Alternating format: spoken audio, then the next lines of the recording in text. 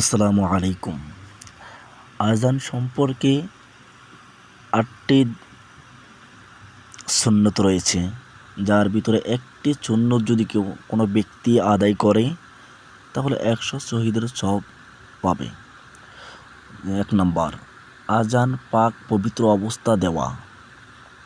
আযান কিবলামুখী হয়ে দেওয়া এবং উভয় পায়ের মাঝে ৪ আঙ্গুল পরিমাণ ফাঁক করে কিবলামুখী করে রাখা। আযানের শব্দসমূহ ধীরে ধীরে আদায় করা।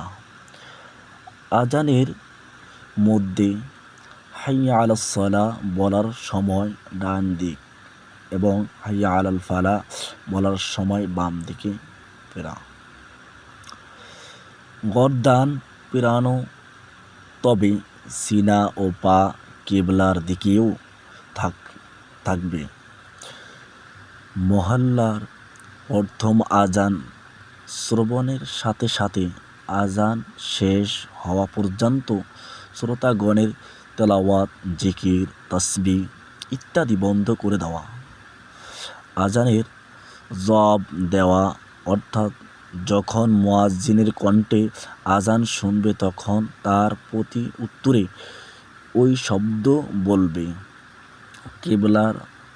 কেবলমাত্র হাইয়া আলাল সালাহ, হাইয়া আলাল ফালাহ এর জবাবে লা হাওলা ওয়ালা কুওয়াতা ইল্লা বিল্লাহ এবং ফজরের আযানে আস-সালাতু খায়রুম মিনান নাওম এর উত্তরে বলবে সাদাকতা ওয়া বারারতা বলা।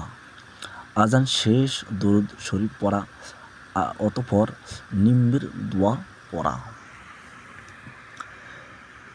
আল্লাহুম্মা রাব্বা হাযিহিদ দাওয়াতিত তাম্মাহ والصلاة القائمة آت محمدا الوسيلة والفضيلة وابعثه مقاما محمودا الذي وعدته إنك لا تخلف الميعاد।